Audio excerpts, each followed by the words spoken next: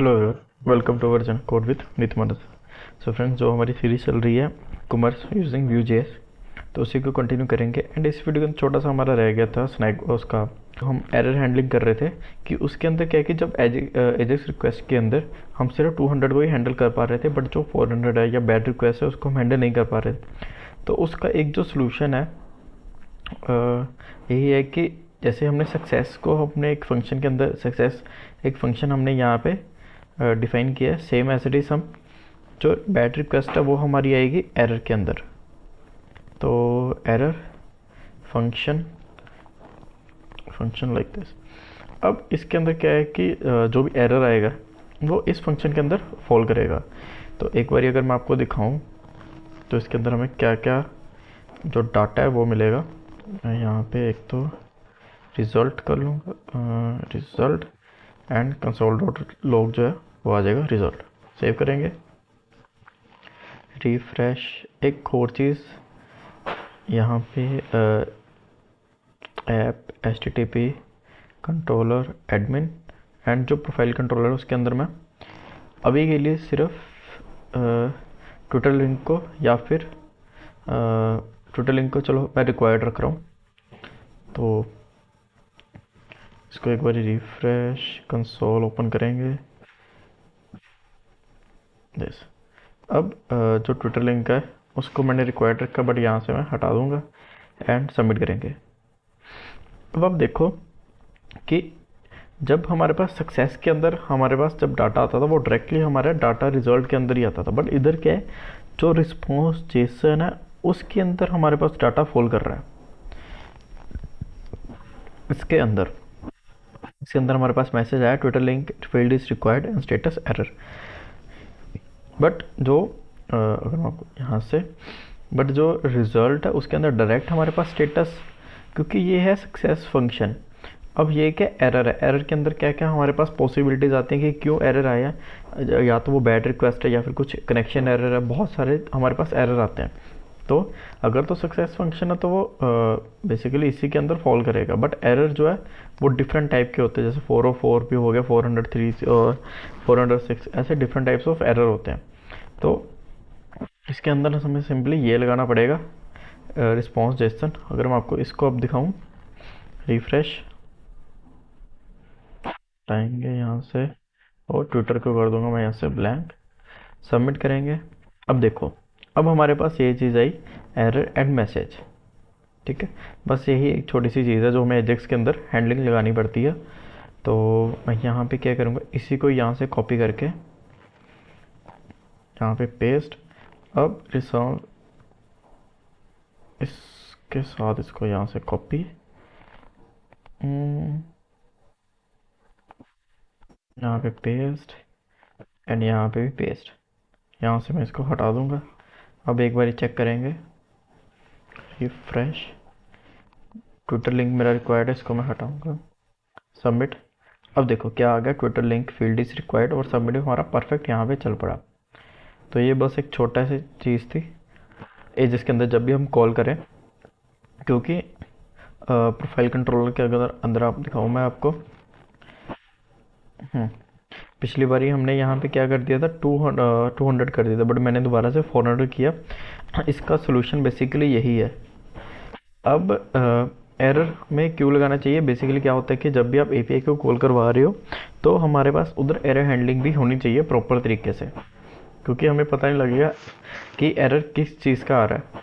अब मान लो यहाँ पे 400 की जगह 404 या फिर कुछ भी होता, 406 होता, तब हमारे पास एरर हैंडलिंग नहीं आनी थी, तो वो लोडर हमारा चलता रहना था। तो यही सेम चीज़ जो हम, अगर आप एप्लीकेशन के अंदर बना रहे हो कोई एपीआई, तो सेम चीज़ आप उसके अंदर भी इम्प्लीमेंट कर सकते हो, रेदर देन कि आप वेब के अंदर कुछ और आप रिस्पॉन्स भेजो और एपीआई के अंदर मोबाइल ऐप्स के अंदर आप और रिस्पॉन्स पहुँचो, तो दोनों के अंदर रिस्पॉन्स जो हमारा सेम ही रहेगा। तो उसमें मैं अलग अलग रिस्पॉन्स डालने की ज़रूरत नहीं पड़ेगी। तो ये एक छोटी सी चीज़ थी, तो आगे हम देखेंगे। इसको एक बार मैं सेट कर लूँ। तो अब आगे क्या है, बेसिकली हमारे पास आएगा होम बैनर जिसके ऊपर हम बनाएंगे, फिर उसके बाद हम ब्रांड्स के ऊपर काम करेंगे, कलर, साइज़, कैटेगरी। अब कैटेगरी के बाद ये इसके मैं बाद भी आता हूँ, product, customer order feedback review. अब आपने एक चीज़ ज़रूर नोट की कि प्रोडक्ट को हम बाद में बना रहे हैं, क्यों? क्योंकि प्रोडक्ट के साथ ये जो चीज़ें ये अटैच होंगी, ठीक है। हम क्या करेंगे, पिवट टेबल के अंदर ये जो प्रोडक्ट है उसके अंदर ब्रांड्स को हम एज अ फॉरेन की हम डाल देंगे। तो same as it is colour, size, category. अब एक और चीज़ होती है, अगर आपने देखा होगा कि जब अब ई कॉमर्स क्या आ रहा है उसमें स्पेसिफिक एक एट्रीब्यूट आ रही है। मान लो आप एक कैटेगरी के अंदर गए, लैपटॉप कैटेगरी के अंदर, ठीक है। अब जो उसकी जो कैटेगरी उसके अंदर स्पेसिफिक कुछ एट्रीब्यूट्स होंगे, जैसे कि लैपटॉप का प्रोसेसर जो है वो क्या होना चाहिए, i7। उसकी रैम क्या होनी चाहिए, 16 GB, एंड रोम क्या होनी चाहिए 512 GB।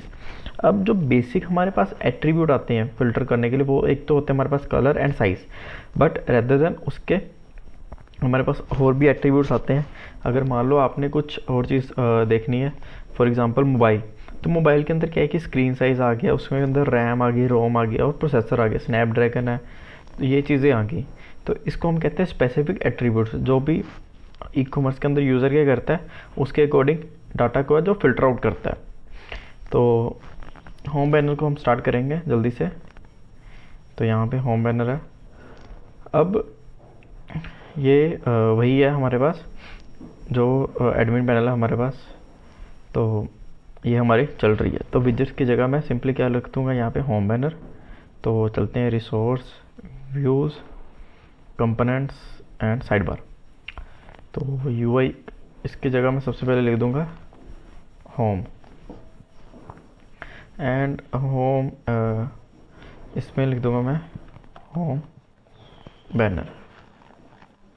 सेव करेंगे, रिफ्रेश, आ गया। आइकन्स जो है वो मैं बाद में देख लूँगा कि कौन से आइकन्स इसमें ज़्यादा सूटेबल करेंगे। अभी हम क्या करेंगे, सिंपली जो मेन हमारे पास है कि इनकी फंक्शनैलिटी उसको हम बिल्ड करेंगे। तो चलते हैं हमें टर्मिनल के अंदर। हमें क्या करना पड़ेगा, यहाँ पे model, migration and controllers create करना पड़ेगा। तो सबसे पहले मॉडल क्रिएट करेंगे, PHP audition make model. Model का नाम होगा होम बैनर, एंड एक हमें माइग्रेशन भी चाहिए इसके अंदर। एंटर करेंगे तो यहाँ पे model and migration successfully created. अब एक और कमांड हम क्रिएट करते हैं, PHP ऑडिशन कंट्रोलर। जो कंट्रोलर है वो हमारे पास है ऐप HTTP कंट्रोलर, इस एडमिन फोल्डर के अंदर हमारे पास बनेगा। तो वही कर लेंगे हम, PHP audition make controller admin slash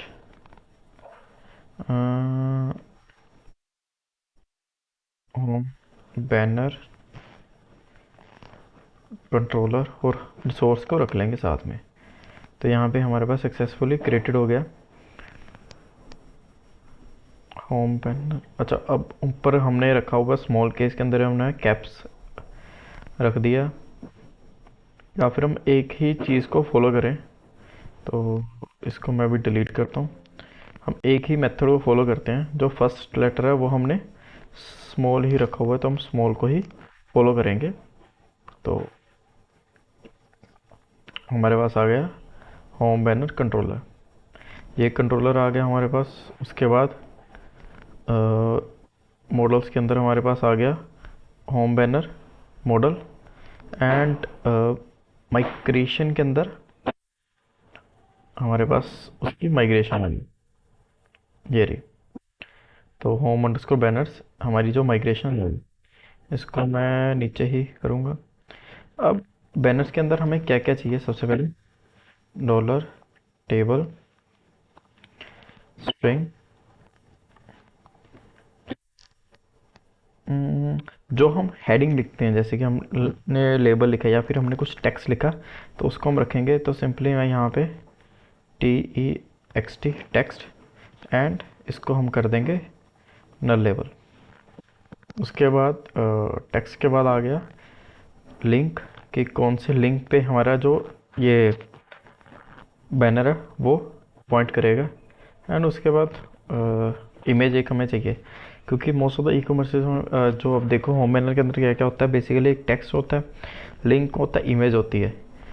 बाकी अगर आप चाहो तो एक बटन भी होता है हमारे पास कई बारी, काफ़ी जगह पे जो बटन है उसके अंदर आप लिख सकते हो, जैसे कि वो हमारा मोस्ट जो है सेम ही होता है, जैसे क्लिक के लिख लिया या फिर एक्सप्लोर नाउ लिख लिया।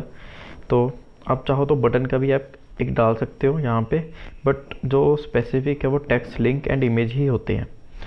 तो इसको सेव करेंगे एंड टर्मिनल का PHP आर्टिसन माइग्रेट, तो इसने माइग्रेट कर दिया प्रॉपरली। अब हम क्या करेंगे, यहाँ पे जो हमारा व्यू है होम बैनर का उसको हम क्रिएट करेंगे। तो लिंक जो रहेगा इसका URL admin / home _ बैनर, इसको सेव करेंगे। होम बैनर चलेंगे राउट के अंदर admin.php। अब आपको पता होगा कि इसके जो एडमिन है मैंने प्रीफिक्स ही कर्नल के अंदर सेव किया हुआ, सॉरी जो राउट सर्विस प्रोवाइडर उसके अंदर मैंने सेव किया हुआ। तो इसी को कॉपी करेंगे एंड पेस्ट। अच्छा, एक चीज़ और कि हम कमेंट को ज़रूर रखेंगे कि प्रोफाइल सेक्शन यहाँ पे आ गया हमारे पास होम बैनर। तो जब भी होम अंडरस्कोर बैनर आए तो हमें इस हाँ होम बैनर कंट्रोलर सेव करेंगे। इंडेक्स जो है हमारा फंक्शन है, होम बैनर कंट्रोलर आ गया, इंडेक्स आ गया ये, $data is equal to home banner p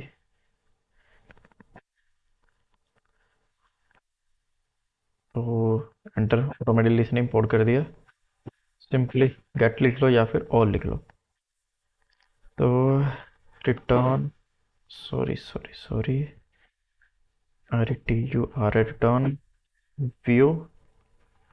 अब जो हमारे व्यूज़ की फाइल है वो हमारे पास है एडमिन के अंदर यहाँ पे। तो एडमिन /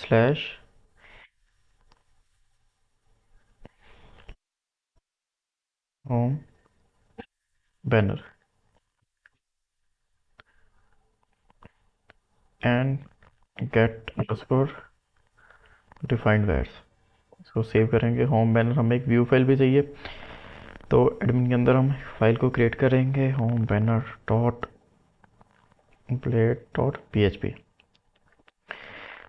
अच्छा, इसका भी एक व्यू क्रिएट करने का भी एक मेथड है, तो उसको हम नेक्स्ट वीडियो के अंदर देखेंगे कि जो हमारा बेसिक व्यू है वो हमें बना बनाया मिल जाए।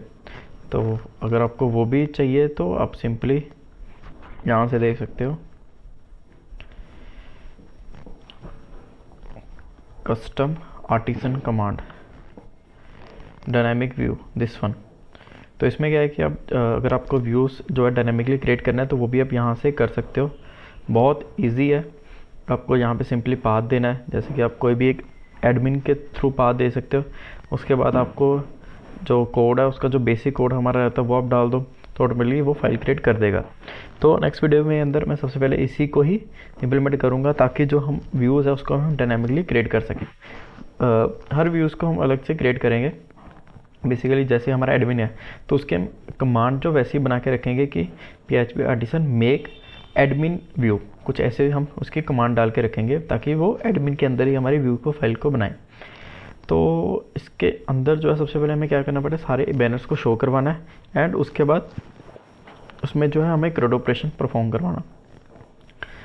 तो सबसे सिंपली हम टेबल लेंगे, जहाँ पे दो आपको एडमिन के अंदर टेबल मिलते हैं, एक तो बेसिक टेबल है और दूसरा है डाटा टेबल।